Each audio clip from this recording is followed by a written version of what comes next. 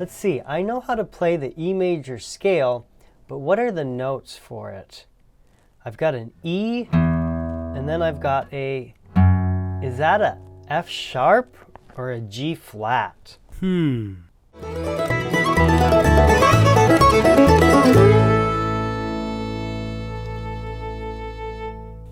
Hey everyone, I'm Jared Fink and this is Fretboard Music Theory. Now today we're going to be learning about the difference between a diatonic scale and a chromatic scale. Oh, whoa, don't leave. It's not that scary. It's really a pretty basic concept if you can understand it. Let's get into it. So in my introduction, the problem I was running into is we know what the notes are because we can hear it, but how do we name a note? So if we have our E, we know that the next one is going to be this note, but is it an F sharp or a G flat? That's where knowing the difference between a diatonic scale and a chromatic scale comes in really handy. This is really a guideline to show you if a certain note is a flat or a sharp. All right, so the best way for me to explain the difference between a diatonic scale and a chromatic scale is to actually use some notation. So when we are referring to a diatonic scale, we are actually referring to all the notes in a specific key. So if I'm playing in the key of G and I play the G scale, I'm playing the diatonic scale of the key of G. At this point, I will be referring to a video where I showed the method of building scales using whole steps and half steps. If you didn't catch that video, put it up right here, the card for it. So using our E major scale that I was trying to learn on the guitar as an example, we know that in a major scale, and we're using E, we have to go up a whole step from E. So here's where the staff really shows us what the answer is. Whenever you're writing out diatonic notes on staff paper, you actually are always going up from the line to the middle of the line to the next line. You're always dictated to play the next note, and then the sharps and the flats fall into place. We know that it's got to be an F, but because we know that we have to go up a whole tone from our first note, we know that it would be an F sharp. Remember, when we look at a piano keyboard, there is no black key in between the white key E and the white key F. Similarly, there is no black key in between the white key B and the white key C. Always remember that when you're building a scale and you need to go up a whole tone, you will have to go up to the next black key to do a whole tone from either the white key B or the white key E. All right, so let's move on to the next note, which we know is a whole step above F sharp, because there's a whole tone and then there's another whole tone.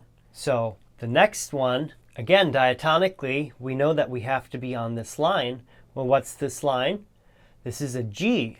So we know we can fill in this note right away. We've got a G, but what quality? So we're working up from our F sharp, and we have to go up a whole tone. So we know that this would be a G sharp. So from G sharp, we're going to go up a half step, because that's what our major scale dictates. There's a whole step, and then a half step. We've got to use our next space, so we can fill in that note right away. But now let's talk about what the quality of the note is. So since we're only going up a half step from G sharp, we simply leave our note A right where it is with no accidental. Quick explanation of what this symbol is. That symbol above our note is what's called an accidental.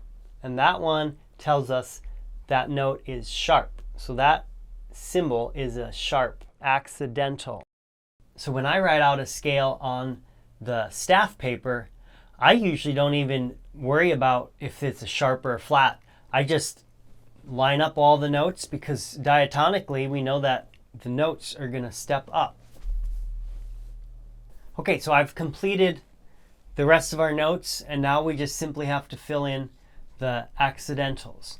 You'll notice at the top of the chart, we simply have 3 more whole steps and a half step to go to get to an octave above our first note, E. Continuing up from our note A, we'll hit a whole step, bring us to B, and then a whole step from B would bring us to the black key C sharp. Another whole step would bring us to the black key D sharp. And then finally, we have a half step, which brings us right back to the white key E. Which is good because that's where we started. That's a little trick that I learned as well. Whenever you're writing out a scale and you go an octave higher, it better be the same note as the first one you started on, or else you did something wrong and then you got to go check it all out again. But we started on an E and we landed on an E, so we're going to call that good. Let's quick explain what chromatic would look like on a staff. So a chromatic scale or a chromatic note doesn't pertain to any specific key. So if I were to put the note G right here, if I wanted to go up a half step from there, I could actually just put another note and put a sharp. Chromatically speaking, I've got a G and then I've got a G sharp. If you look on a piano, you're going to see you've got your note G and then you've got a black key above it. Now, diatonically speaking, how would I write that same note? Well, on our staff here, we can't have the same note on the same line for it to be diatonic. So instead of calling this over here a G sharp, we're actually going to call it an A flat. If you look on a piano, that it makes a lot more sense. You've got your G, then you've got your G sharp, but since we're going diatonically up a half a step, we're actually going to call it an A flat. This concept might be hard to grasp the first time around, so I'd really recommend that you go ahead and rewatch this video, get some staff paper, and write out some scales. You can do it. All you got to do is follow our guidelines, our whole step, half step, whole step, whole step, whole step, half step, and you can start on any note and work your way up. Okay, so that's all fun and interesting, but how does that actually apply to the fretboard? Well, if you've got that concept down on staff paper, it's going to be a breeze to figure it out here on the actual instrument. So let's just go ahead and walk up this string, and we're just going to go all the way up the scale. We already know what our notes are from the staff, so we've got our E, and we know we have to go up a whole step.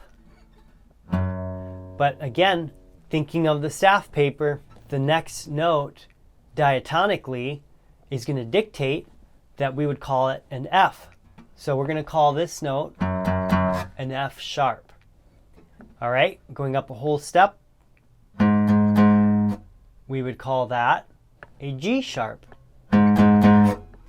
So then going up a half step from there, we would call that only a half step up is going to give us the note A. Okay, a whole step from there would be B. A whole step from there would be C sharp. One more whole step is going to bring us to D sharp. And finally, a half step, which brings us right back to home on that E. I hope this helped explain how you can find the name of each of the notes. If you're thinking diatonically, you're always thinking, what's the next actual note? And then from there, you can fill in if it's a sharp or if it's a flat. All right, let's go ahead and apply this principle to another scale. That's the beauty of this, is once you learn how to build a scale, you can pick any note and go with it. So let's just pick a random note. Honestly, I'm just going to pick one and play it. Okay, so what note did we hit? It's an F sharp. So we're going to play the F sharp major scale. Don't be intimidated. It sounds like a crazy scale, but it's not. It's the same as any other scale. So we start with our F sharp, and we're going to go up a whole tone from there to G sharp. From G sharp, we're going to go up another whole tone. What does that bring us to? That would bring us to an A sharp. From A sharp, we're going to go up a half step, and that would bring us to B. Going from B up a whole step, we've got to remember on a keyboard, there's no black key in between there. So to go up a whole step from B is going to bring us to C sharp. Now from C sharp, we got another whole step. It's going to bring us to D sharp. From D sharp, we're going to go up another whole step, and that'll bring us to E sharp. All right, one more to go, and that would be the half step. Logically, you would normally think, oh, an E sharp is going to put me up to F. Wrong. Again, looking at the piano, because there was no black key in between E and F, if we were to play our E sharp and then go up a half step above that, we would have to call it an F sharp, which is really good because we started on an F sharp. So we have to finish on an F sharp. This is one of the reasons why I'm enjoying learning music theory on the fretboard. Because we have a chromatic fretboard, we don't have the same confusion of having white keys and black keys, and then it's like, well, what do I call that one? Dictated on the scale. But with a fretboard, you can start anywhere, and as long as you're walking up the correct steps, you're going to hit the scale. Thanks for watching. If you haven't subscribed yet, now's a great time to do it. And if you have other musicians in your life that would benefit from this, please share the video with them.